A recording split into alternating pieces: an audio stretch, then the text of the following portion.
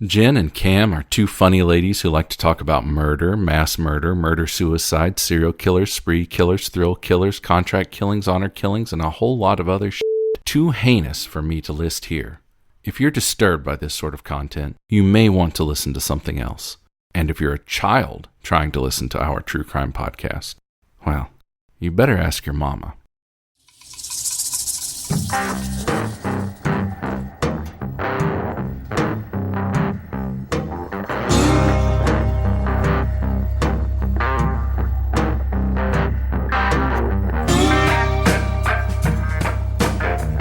Hi, Jen. Hey, Cam, how are you? I'm pretty okay for a Sunday morning at 11 o'clock. Yes, I am. Early Sunday morning. Not fun, I know.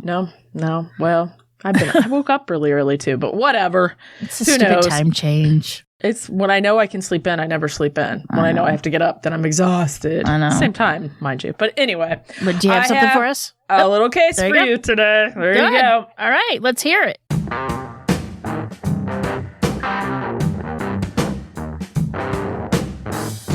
We are headed to Lake Geneva, Wisconsin, a resort town in the Midwest, for those of you that don't know. The summer tour season is about to kick off. The popular destination is located on Geneva Lake and has been popular for years, with everyone from the elite to the kids hitting up the water parks. On June 5th, 2014, a call came into Detective Jeff Recknagel at the Walworth County Sheriff's Department. Now, it's about 3:20 in the afternoon. The dispatcher informed the detective that laying on the side of Como Road were two suitcases. The suitcases had been discovered by a local farmer who was walking his fields. The farmer attempted to move them, but as he approached, the smell let him know that he needed to call police. As Detective Recknagel arrived on the scene, he located two suitcases, a black one with plenty of insect activity on it, and a purple one. He unzipped the black one first and discovered the body of a female inside. Even though the body was badly decomposed, he could easily determine it was a female, and her body was intact. There was a ball gag in her mouth, and it was attached to her head via a strap. Around her neck, there was a rope with both of her hands behind her.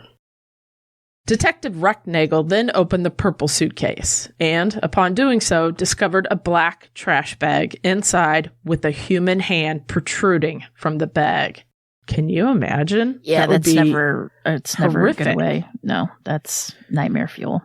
Unlike the body in the black suitcase, the body in the purple one was mummified. It had clearly been stored much longer than the body in the black suitcase. After determining that they had two bodies in suitcases, more detectives, obviously, are called to the scene, and the area was blocked off for more investigation. They then began the painstaking process of going up and down the road to try to find anything and everything that could be related to either of the women, or a hint at who may have done this. But they would find nothing. Investigators worry that there will be more bodies, and they may have a serial killer at work. The suitcases were then sent to the Waukesha County Medical Examiner's Office for examination, with the hopes of getting some sort of information on who's in the suitcases or who may have done it. First up was trying to identify the victims. The black suitcase seemed to be a female, and because her body was so decomposed, they needed to use teeth to extract DNA. Around her neck, it was determined that a rope had been encircled around her neck somewhere between 6 and 8 times. The rope, as well as the ball gag in her mouth, had to be removed ever so carefully, so nothing was destroyed during the process. The body had many tattoos, so authorities were hopeful that the tattoos would help identify her. Which is so interesting, since it's a big thing now, but tattoos weren't always on, especially females. No. You were considered very low class, and it was the... Wild. You were a wild woman. Yes. Many agencies were working on the case, and one such agency was the DCI, or the Wisconsin Division of Criminal Investigation. One of the agents made a comment that a man from their department was working on a missing person case alongside the Minnesota Police Department. Detective Recknagel had a hunch that maybe this woman was their missing person, so he took a photo of the mushroom ankle tattoo and that tattoo had a girl's name in it. Also took a picture of a heart tattoo on the body of, on the wrist of the body, and sent it to the detective working the case down there in Minnesota. Bam! They now have a name, Laura Simonson. Laura Simonson was born in March 1976 and was living in Farmington, Minnesota. 37-year-old Laura was a divorced mom of 7 and had been missing for almost 3 weeks when her mom reported her missing on November 22, 2013. The mother told officers that Laura adored her children and would never go away without contacting her children, especially with the holiday near. Laura's family told the police that she had been having a difficult time lately. During the past year, Laura went through a divorce, and her young daughter passed away. Her daughter had been involved in a swimming accident earlier in her life, leaving the toddler disabled. As the girl seemed to be improving, she was immediately struck with an infection that would eventually take her life. After these tragic things happened to Laura, she seemed to lose her way a bit and ended up losing custody of all her children, but still loved and adored them. While Laura was struggling, there were some signs that left some doubt as to what had happened. Laura left behind all her belongings, including her ID and debit card. This made investigators think she did not disappear on her own. A friend of Laura's had called Laura's mother. The friend told her that he was worried about Laura because he had not heard from her in weeks. The friend tells Laura's mom that he had her passwords to various accounts on her computer, like social media accounts, banking accounts, things like that. And would it be okay if he did some investigating on his own? Which makes me think maybe I should give my passwords to somebody that I trust, like you, just in case. Not liking what he saw on those accounts, he gave this information to the police. Laura's friend was able to do a search history on the computer, and something jumped out at him. Laura had been visiting various BDSM sites. In case you don't already know, BDSM stands for bondage, dominance, sadism, and masochism. Knowing that Laura was not doing very well, they wondered if she had been trying to get some extra money and met someone on one of these sites, and it didn't end well. Believing that Laura must have disappeared somewhere not far from where she lived, a Minnesota crime alert was sent out to various stores, hotels, and places that Laura may have visited. One such place that received this alert was the Microtel Hotel, which is located in Rochester. The hotel manager remembered getting that alert, and she remembered that a person with the same name had checked into the hotel with the man on November 2nd. Learning this, police needed to get the hotel's security cameras to see if it was, in fact, Laura, and, more importantly, who was the man with her. Police learned that the tape from November 2nd had already been deleted. However, they are pleasantly surprised to learn that the tape from November 3rd had not been yet deleted. And what they see is very interesting. Oh, I should hope so. Breaks it all open. They see a man who was alone checking out of the hotel room. The camera is able to get a clear look at his face and the luggage cart with suitcases on it. Suitcases, plural. Maybe a purple one was on there? Laura's friend was still diving deep into her computer and makes yet some more startling discoveries. Laura had been messaging someone online on a site called collarme.com. Now, of course, Jen, I had to immediately go to the site, and I was at work, needless to say. Oh, well, that's good. It is now defunct, but okay. Yeah. Yeah, that probably wasn't smart on your part. I do that all the time. If they ever came after me, they would be like, wow. Yeah. Because I looked up something else. We'll I probably talk about wouldn't. that later. I wouldn't be doing that anymore. The 50-year-old man who went by the, nickname online, his online name was Mr. Handcuffs. Oh. And there's a picture of him. Looks like a totally normal guy. He's got shorts on and sandals. He's sitting cross-legged on a couch. I mean, he looks, I hate to say it, normal. He really they are does. normal. I mean, they just have They look normal, Jen. They're not normal. They just have not kinks. No, I'm not talking the kink. I'm talking, I'm not talking about the kink. I'm talking about the, He's the guy. He's the bad guy, but we don't know that yet. That's what I'm talking about. Many of them do look normal, but okay. I understand what you're saying. Yes. In the ad, he said he was seeking a long-term, in parentheses, perm, as in permanent, 24/7 slave for absolute ownership/slavery. After the friends started reading through their messages, it became clear that Mr. Handcuffed wanted sole ownership of Laura, and this meant that he would be the one and only person to be associated with Laura, I guess would be the right word. This meant that she needed to get rid of her whole life, cutting ties with family and friends, get rid of all her banking accounts, credit cards, all the normal things that would lead you to believe somebody exists. Right. One such message from Laura, who signed the message slave, that was, instead of saying, love Laura, it was slave, read like this: I'll be dead, whether it's with you alive or your slave or dead murdered by or without you, I will just die. I'd rather be your slave because I do want to live. Now, this person, Mr. Handcuffs, who is going by Sir at this point. Of course he is. Well, that makes sense. Responds, do not panic. I don't want to wait either, but we must weigh it out by doing things correctly. A strong option is pushing pickup to Friday, allowing all the loose ends to be tied up. Now, clearly, this man was covering his bases, knowing what we know now, so that Laura could disappear and it would be difficult to find her or even find out what happened. Her friend, by doing all the legwork on the computer, comes across a name. Not Mr. Handcuffs, mind you, a real name, and that is Stephen Zelich, and he lived in West Allis, Wisconsin. So now they have a name. They'd have somebody to go after. Good for them. With the name, Detective Recknagel phones the West Allis Police Department. This is stuff I just can't. I'm sure their mouth hit the ground. Calls the West Allis Police Department to see what, if anything, they know about Stephen Zelich. Not only do they know Stephen, they have quite an earful for the detective because Stephen Zelich had been a West Allis police officer. Yes, he had. Stephen ended up losing his job as a police officer due to a string of inappropriate behavior, shall we say, towards women. Stephen would frequent a local strip club and harass the dancers. He would stop by hair salons and ask out the workers on dates, and they'd refuse, but he would not take no for an answer. Many of these women would actually call police and report that after he was bothering them, he would end up following them home, sometimes even pulling them over. And this, as we know, this is pretty much stalking. The women kept going to police to report him, and he would be disciplined, but then be back on the job. However, it was one incident that would end up causing Stephen to resign from his post. You see, one of the dancers from the strip club came back to his house with him. Now, here's where it's a little blurry, a little murky, if you will.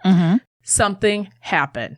Now, Stephen would say that she stole money from him. Now, she would say he was trying to cuff her and attack her, and she got freaked out. She was found running outside, screaming for help in nothing but her underwear. Since Stephen Zelich resigned from his job, he was never formally charged with anything. So he was able to obtain a new position as what? A security guard with no trouble. Nothing would show up. Yeah. I just went, I had words too. If you had a police officer job and then now you're applying for a security guard, wouldn't you say, so tell me, Mr. Stephen, why are you doing that? But I guess I'm sure he had that happened. I think a lot of cops get part-time jobs and stuff as security, so I don't think that would set off any alarms. No. Yeah, that's true. In January 2014, officers from the West Allis PD go to Stephen's home for a little chat. Stephen tells officers that he actually never met Laura in person and they were merely online friends. Investigators knew that that wasn't the truth, but they needed more. The Wisconsin Division of Criminal Investigation and the FBI team up to take a turn at him. Special Agent Gil Hernandez with the DCI questioned Stephen along with FBI Agent Jonathan Atkins. The agents asked Stephen how he knew Laura. Stephen claims that he only knew her online. Then Stephen said, actually, I don't really know her. I don't really know her that well. They tell him that they knew that she wanted to meet up with him. They had all this online, right? So Stephen then said he knew she wanted to meet up with him, but he had no intention of meeting up with her. Okay, Stephen. It was all just for fun, he would say, on his part. On his part, he didn't ever, it was just talk. As the agents wrap up the interview, they then turn around and ask Stephen, hey, why don't you give us a DNA sample?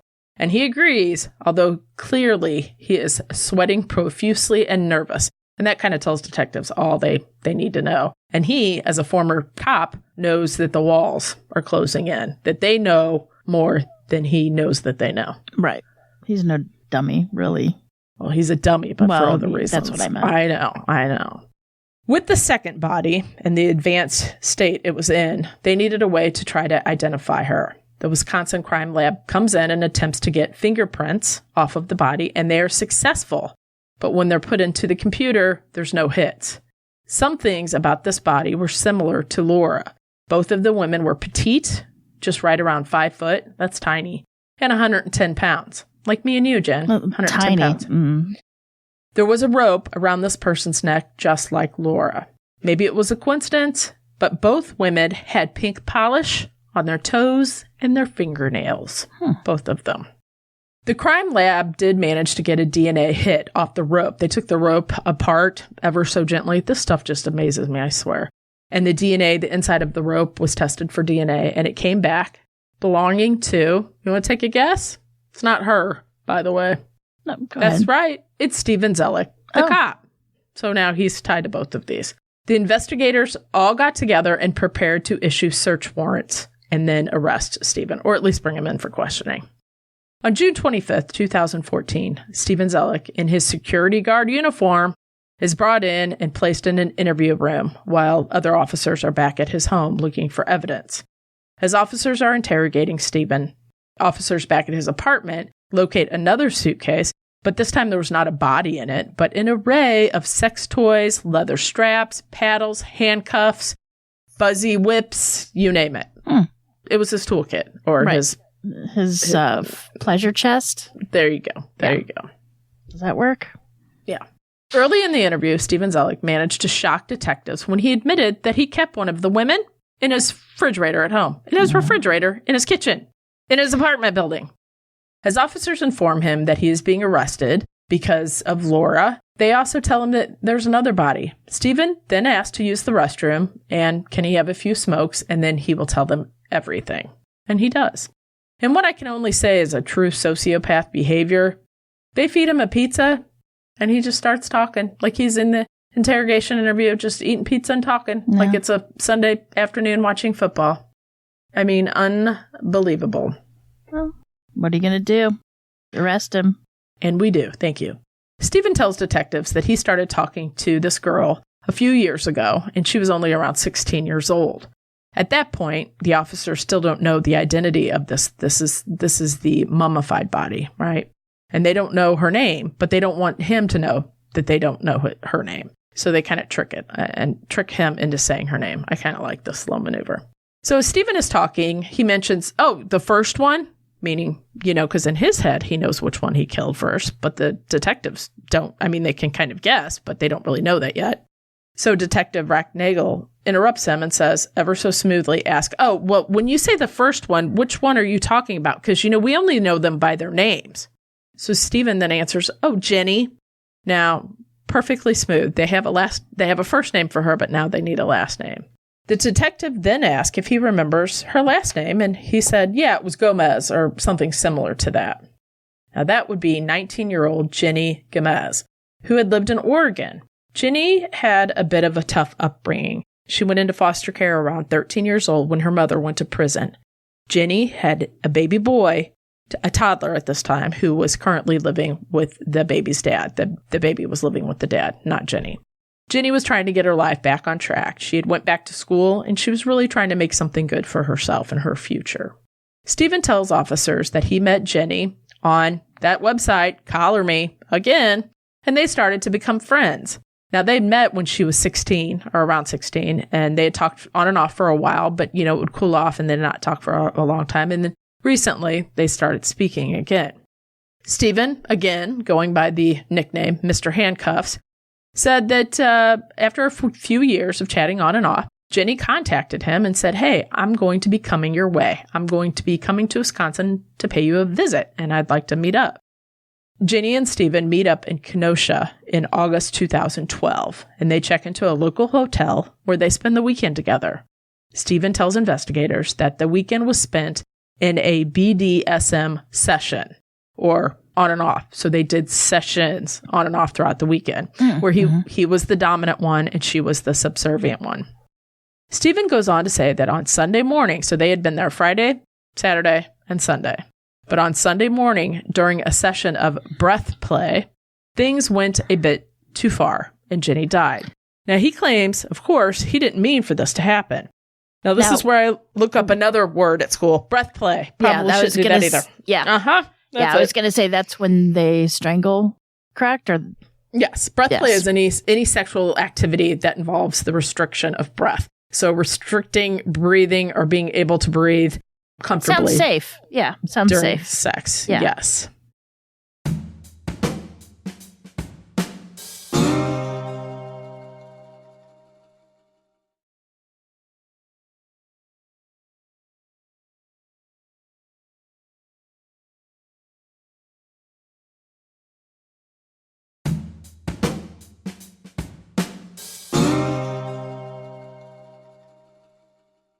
Stephen says that morning, with the rope around Jenny's neck, he would tighten and release the rope on her, blocking her air and then allowing her to breathe. So pretty much going in and out of consciousness is how I would think that this was going. Stephen is forthcoming with the incident, but claims it was all an accident. Now, he would say this over and over, never changing his mind. Okay. Stating that he was freaked out, he panicked, and he decided, what am I going to do with her? I have this body. I'm in the hotel. I have to leave this hotel. How am I going to do it? I'll fold her up and put her in her very own suitcase.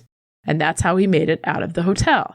Well, once he got home, this is where he put Jenny into his refrigerator, where she would remain for a while. Let's put it that way. It was just a year later that he struck again, and it was here that he took the life of Laura Simonson. Now, still, he's claiming both of these were just merely accidents. He is something else, let me tell you. If you have the chance to go watch those interrogation tapes as he's scarfing down pizza and talking. Right. No words. Stephen had a very specific details for each woman when he met up with them. And it went like this. They were to tell no one who they were meeting with or where. They were to leave nothing behind. They were to be completely shaved, if you know what I'm saying. Mm-hmm. And they were to wear bright pink nail polish and toenail polish, fingernail and toenail polish. They had to cancel all their social media accounts and stop paying all their bills. Both the murders of Laura and Jenny were similar, and the only difference is that Stephen had learned from the death of Jenny and was doing things, should I say better? Differently, I guess, would be a better word for it. But this time around with Laura, it was a little bit different. Stephen would tell detectives that with Laura, he decided to try the breath play activity again, and again, it led to her death. Stephen said that after killing Laura, he took her back to his apartment, but realizing that Jenny was in the refrigerator, he decided he needed to get rid of both bodies. He couldn't keep two in his home, which is so strange if you think about it. Okay, Stephen, so it's okay to keep one in your refrigerator for a year, but then you have two, and now you decide you need to get rid of them? This is how you can tell he's so not right in the head. Yeah. There's a lot of ways you can tell, but Yes, there's just one of them. Multiple. You're correct. Since he was living in Wisconsin, again, a cold climate in winter, for those of you that aren't familiar, he put both Laura and then Jenny's body in the suitcases and then put the suitcases in the trunk of his car, Jen. They stayed there for the entire winter. All it would have taken is one good pullover from an officer and he would have been busted. But he let them stay in there the whole winter. So he liked the thrill. That's all it was. I think it was. So the suitcases would remain in his trunk until springtime. Well, you know what happens in the spring, Jen? Gets warm. Starts to get warm. His coworkers started complaining to him about the smell coming from his car. And when it became, when it became a regular, hey, Stephen, what's in your car? Or did you run over something? Or you need to go have it. There's a distinct smell. It's not just an odor. Mm-hmm. There's distinct smell of a decomposing body. Somebody must not have wanted to admit that that was going on. Thank you. Well, when all this happened, of course, he knew, okay, I have to get rid of the bodies. Right. So in June 2014, this is when he drove out to the field near Geneva, Wisconsin, pulled over and placed the suitcases on the side of the road and simply drove off. And when I say the side of the road, and it is a little desolate area, but it's right on the side of the road. He didn't toss them into a field or 5 feet off the road. No, they were legit 5 inches from the road. They're probably heavy. 110 pounds, give or take. He didn't care. But 110 pounds of, dead weight. It's I know. Stephen never showed any emotions when describing the situations that led to their lady's death, other than getting angry when Sergeant Travis Riggett from the Rochester Police Department confronted him. So they're kind of like trying to be, you know how it is being officers, you're trying to be good guy, bad guy, and all that stuff. So finally, this detective is like, listen, I know that you keep saying, this is like the only emotion you see from him. When he's saying, I know you keep telling us it was an accident, but I think you knew what you were doing. Well, at this point, Stephen gets defiant and claims that he did not, but, maybe it was a coincidental that the deaths were so similar, but he did not do it on purpose. So at this point, Stephen is angry that the detective is inferring, he used that word, inferring, his word, not mine, that the death was an intentional homicide. And it took him a while to even get to that, because he goes, I don't like what you're inferring. I don't like what what am I inferring to? And it was just kind of fun, because he wouldn't say it. And then finally he said that the death was an intentional homicide. Still, Stephen acknowledged it was a rougher experience, rougher physically, meaning like tougher. He was harder on, I guess. He was more rough. There we go. With Laura than he was with Jenny. But remember, Jenny was his first victim, or so we think. But he still maintains it was just an accident. Both were just an accident. In fact, to illustrate his theory of this just an accident thing, Jen, Stephen provides officers with over 250 photos of women who were in BDSM sessions with him and claiming none of them had died. Well, Stephen said that he did have sessions with all of these women, but not one of them did he do the breath play session with. Now, if that's true or not, we'll never know, obviously. With the women, basically, the police are like, oh, great. How many people did he kill? And to what they believe, all those women are still alive and nothing happened, and they couldn't link any of those to them that we know of. Stephen admitted that the control over these women is what thrilled him. It wasn't the actual killing. It wasn't and this is me just saying this, it wasn't the actual killing. It was him having full and total control.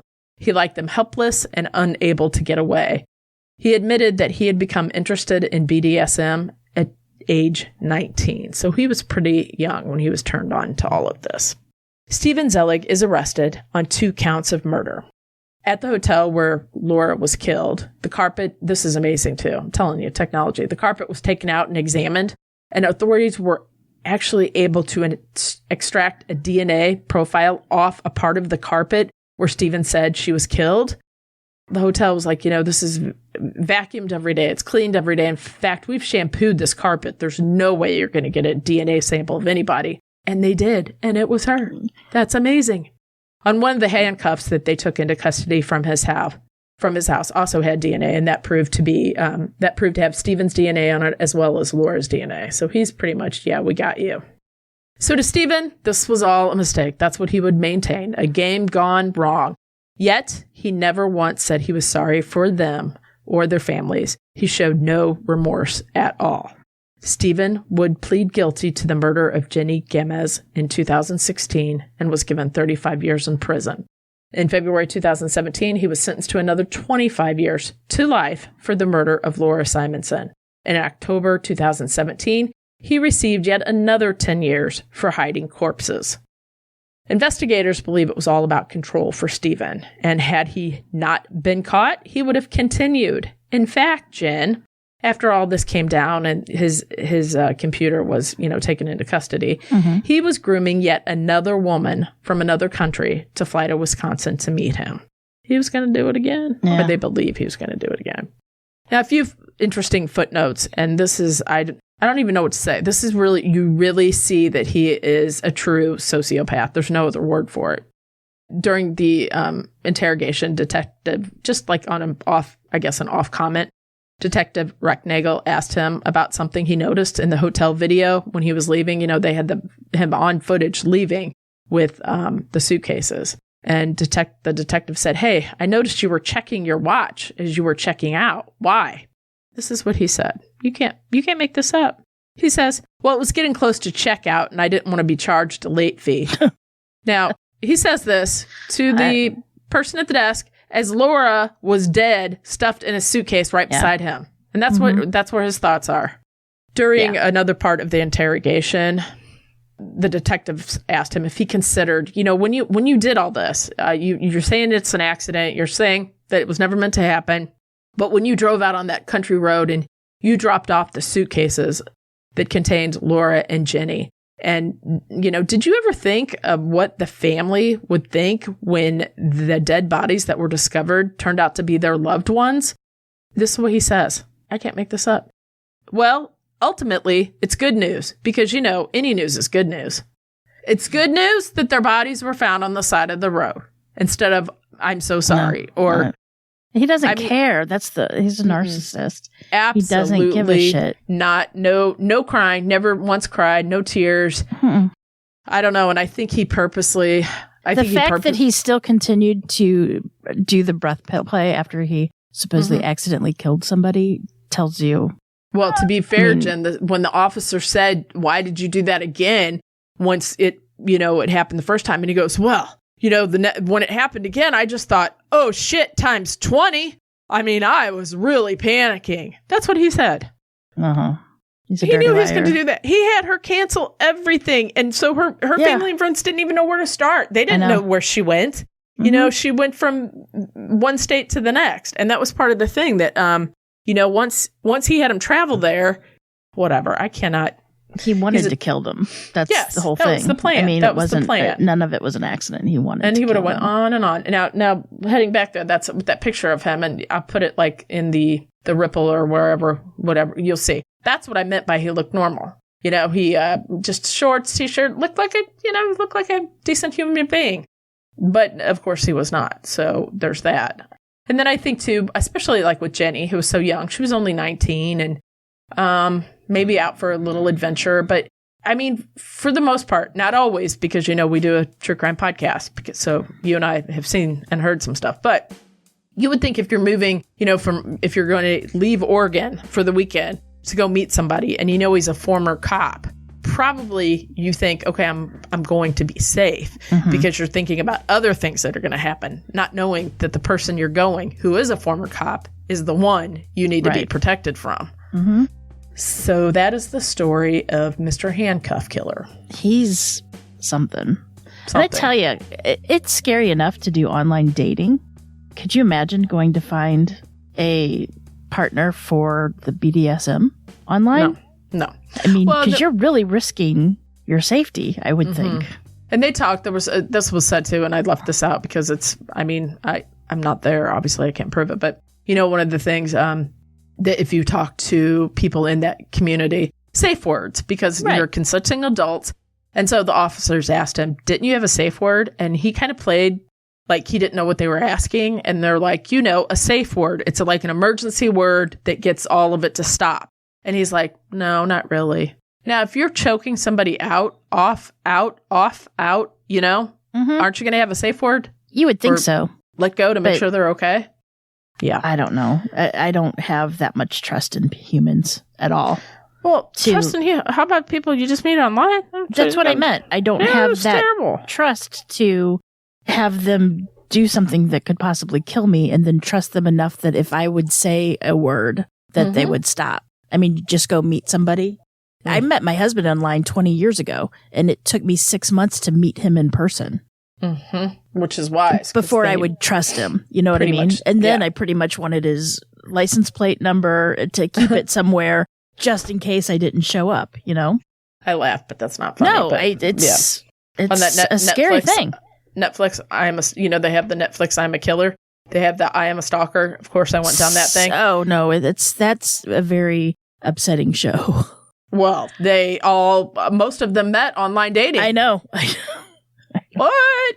I was like, oh, that's. I know, and a lot of those stalkers, they don't see anything wrong with what they did. They don't see. They don't see that they did anything wrong. That's why it's so upsetting, and it's scarier than anything that I've watched before. Yeah, that I'm a stalker. It's really, it's horrible. And those women, oh my God. And it's once again, it proves to you why it's so hard for these people to leave. and why when people say, why didn't you just leave? Yeah, scared. These men, people like these men is why you don't leave. Well, and women. There was a woman one on there. So I haven't seen same that thing. one yet, but still. Oh, yeah. Yeah. This one, normally I can breeze, like if I'm going to sit down and watch shows, I just do the whole thing. This one I have to take in little increments because it's very bothersome to me. All right. Yep. So speaking, I guess we kind of talked about what we had watched a little bit. Have you watched anything else good or heard anything good lately? I started The Dead to Me. I do like that show with Christina Applegate. It's the last season, I believe. Yes. Love it. I've only watched a few episodes. What else? I think that's it, to be quite honest. I don't know if I've watched anything else. You? I did watch something yesterday, which I think was it's pretty clever. Pepsi, Where's My Jet? It's on Netflix. It's a 4-episode docuseries, I guess is what you would say. And if you're a 90s kid, you have to watch it. Meaning if you were like a teen and preteen in the 90s, you like it. It goes into advertising, the Cola Wars. Remember Pepsi versus Coke? I don't want to give too much away, but it's, Pepsi, Where's My Jet? It was about a game that they had, and Pepsi kind of thought it would be a joke, and then somebody was like, "That's not a joke. That's a false game or advertising." A sweepstake. Sweepstakes, I guess it would be like points for products, right? Points for Pepsi products, yeah. So there you go. It was pretty good, and it was easy. I think it was 4 like 30 or 40-minute episodes. That's all, but lots of characters in that. Let me tell you. Yeah. So watch it. It's kind of good. I don't know if I've actually been watching anything else. Yeah. Just my, Great British Bake Off, which I love. Now I'm down to the final 3. Which is what happens exciting. After that? Well, they decide who the Great Bake Off. Is it always the same person? No. Every year it's a different set of people. Contestants. It's different contestants every year. So one contestant wins. Okay, I got you. Yeah, one contestant wins. Okay. Jeez, have you not watched it? It's been a long time. Jeez. What kind of loser are you? I'm a giant loser. I know you are. But let's what else? I need to finish the Patient with Steve Carell. I haven't done that. That's what it's called, right? The Patient? Yes, The Patient. Yep. Yeah. Need to finish that. I think I'm halfway through that. I do too. He's good in this too. It's weird to see him in drama. In a drama, but he does a really good job. Yeah. I always forget that he's actually a good actor and not like some kind of weird comedian. Not an actor. Actor. Yeah, he's an actor. I did watch a movie this morning called The Wonder. And when it was over, I was like, well, that's kind of a weird movie. And that's what I had to think about on it. That's it. It's called The Wonder on Netflix. The Wonder, like with an O. Wonder, like wondery. Wondery. Yes. Gotcha. Wonder. But anyway, yeah. So that's about it. We have Hey, Jen, do you want to tell everybody anything updating, anything newsworthy? No, I was just going to say that on December 2nd, we will be in Roswell, Atlanta at the Pinkies Up for a true crime event, true crime live event, by the way. And we will be there with our friends, other podcasts, Already Gone, Cult Crimes and Cabernet, True Consequences, Defense Diaries, Southern Gothic, Crime Lines, Santa Maybe a Criminal, True Crime and Cases with Lainey, Pretend, Murder She Told, and Music City 911, and Southern Gothic.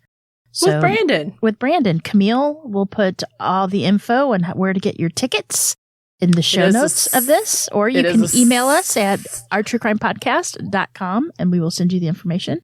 But I'm sorry, it's not December 2nd, it's December 3rd. I say December 2nd all the time because that's when we are actually going down to Atlanta, Georgia. God, between you and I swear to goodness. I know. I was also going to say it's a very small venue, so if you're interested, make sure you get some tickets. There's only a few left. There's not a whole lot left, so there you go. And it's December 3rd of this year. Runs from 7 p.m. to 10 p.m. Might go a little bit later. Boy.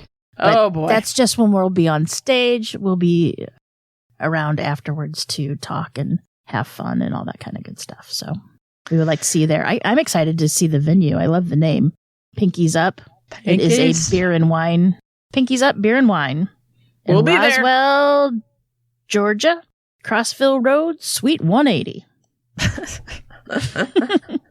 Pueblo, Colorado. Remember when you were kids, everything you had sent to Pueblo, Colorado. All right. Until then, Jen, remember, lock your doors. And keep passing by those open windows. Bye-bye. Love ya.